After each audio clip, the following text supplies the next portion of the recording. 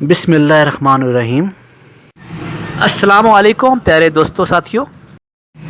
دوستوں، دینی اور دنیاوی تمام مشکلات کا حل اس وظیفے میں موجود ہے، تو چلتے ہیں وظیفے کی طرف۔ ایک دفعہ عوف بن مالک رضی اللہ تعالیٰ عنہ برگاہ رسالت میں موجود تھے۔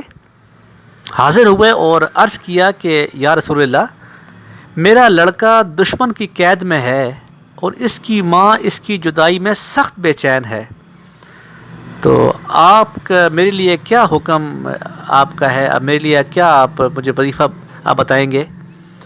تو آپ صلی اللہ علیہ وسلم نے فرمایا کہ ڈرو اور صبر کا دامن مضبوطی سے پکڑ لو۔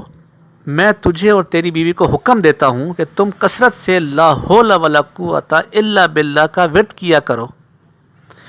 انہوں نے ایسا ہی کیا اور ان کا لڑکا اس کی برکت سے مال و دولت لے کر خیر و عافیت کے ساتھ اپنے والدین کے پاس واپس پہنچ گیا۔ اور اس کے علاوہ حضرت ابن عباس رضی اللہ تعالیٰ عنہ سے روایت ہے کہ جس سے بے حد غم گھیر لیں، اس سے چاہیے کہ لا حول ولا قوت الا باللہ بکثرت پڑھتا رہے، اور یہ جنت کے خزانوں میں سے ایک خزانہ بھی ہے، یہ بلکہ کہہ سکتے ہیں کہ جنت کے دروازوں میں سے ایک دروازہ بھی ہے۔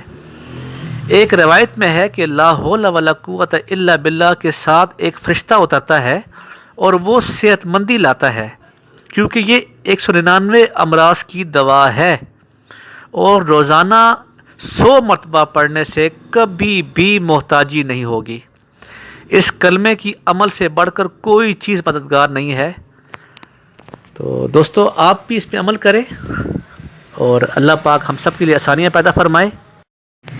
دوستو، آپ کو اگر میری ویڈیو میری باتیں اچھی لگتی ہیں تو میرے چینل کو آپ سبسکرائب کر دیں اور ویڈیو کو لائک ضرور کیجیے گا، اور میری نئی ویڈیو کا انتظار کیجیے گا۔ ملتے ہیں ایک نئی ویڈیو کے ساتھ، اپنا خیال رکھیے گا۔ اللہ حافظ۔